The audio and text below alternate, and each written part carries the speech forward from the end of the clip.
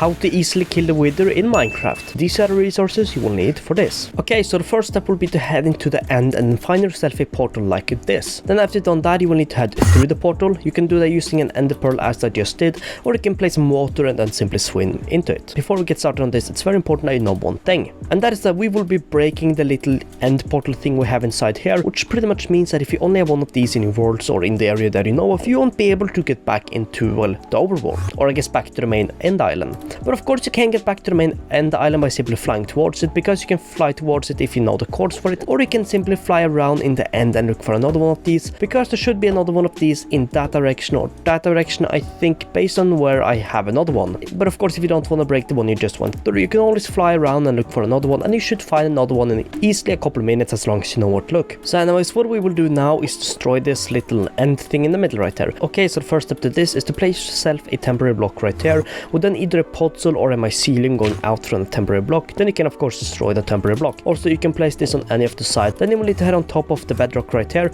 and then place 3 blocks going upwards, 1, 2, 3, then 2 blocks going out, just like that, and this should pretty much be right above where the mycelium or puzzle is. Then after you've done that, you will need to destroy these 3 blocks we have right here, also this block, so you should only have 1 block left, and that should be the block that's, you know, kind of right above where the puzzle or mycelium is. Then you will need to place out the red mushroom on top of the puzzle or mycelium, whatever block you used, and then you will need to start bone milling this mushroom.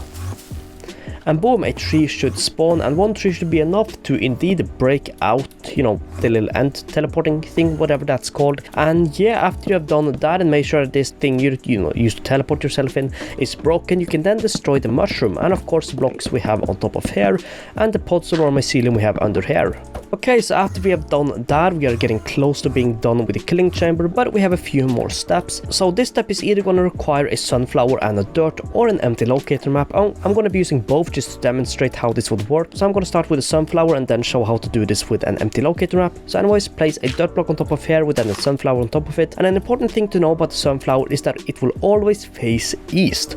And what we are going to build right here will need to be on the west side. So pretty much you would need to be right behind where the sunflower is, and then build what we're going to build. But of course before I start building, we're going to also show this with an empty locator map. So to use an empty locator map, you would simply open the map, and then pretty much how to use directions on the locator map is that by your little character looking north or looking up on the map, you would be facing north. You look left, or the characters looking towards the left side of the map, you would be facing west. Same with, you know, down south, and to the right side of the map you would be facing east. So this is very important, and pretty much what you will need to do is look at the map, and your little character will need to be facing towards where the, you know, the little bedrock thing on the map is. As you can see, you can clearly see where it is. So you will need to be facing towards that, and you will need to be facing east. So your character will need to look east, and pretty much the the bedrock thing will need to be in between your character and the east side of the map. That might be a bit hard to understand, but you will pretty much need to have something on the map looking like this, as you can see on the map. So you will need to be looking east and looking towards this thing. So anyways, after you've done that, on this part of the bedrock right here, you will need to place 5 blocks going outwards from it, so pretty much going west. So 1, 2, 3, 4, 5, and then on this block you will need to place a block going to the right side and also to the left right here. So now you should have a little cross shape type of thing looking like this. Then after you've done that, you can also destroy the sunflower, and then you will need to place pretty much 5 obsidian above where all the bedrock is, and you will also need to do that right under here, just like this. And now comes the very important step, and that is placing the wither.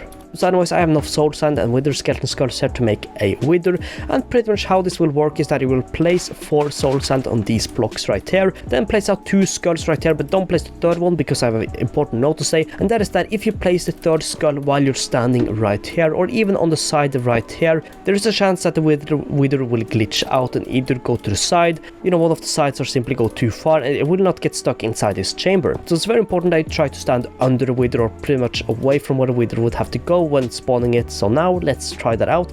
Place the next one, and as you see, the wither perfectly went inside, you know, the bedrock we have right here. And if we simply wait for it to fully heal up and be ready to spawn, you will see that it will start dying.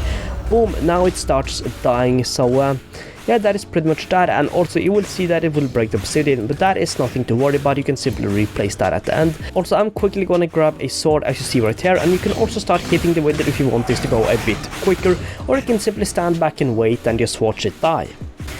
Okay, so now the wither is almost dead. We just killed it. Let's just get back a bit while it explodes, and boom. No, wait, let's wait a bit.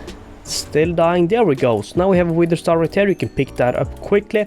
So anyways, if you want to do this again, you will need to of course replace the obsidian on the top and the bottom, and you will need to of course replace the blocks we have right here because they might end up getting destroyed. But anyways, now I'm going to quickly show you what would happen if you stand in the wrong place while spawning it. So if I were to stand right here and spawn it, you would see that the wither, you might accidentally end up going too far out and then glitch out of the room pretty much. So yeah, now the wither is on loose, which would be a bit annoying since you would then have to fly around in the end and kill the wither. So yeah, that is pretty much this. I'm not sure what to call it, if it's a glitch or I guess a technique of killing the wither, but yeah, that is pretty much how you do it. So yeah, that is pretty much the glitch, and as you see, the wither is dying in the background. So yeah, anyways, that is it for this one. Also, a quick shout out again to Modstop for coming up with this design. Big shout out to him for coming up with this great design. So yeah, anyways, that is it for this one. So anyways, thank you so much for watching, and I'll see you in the next one.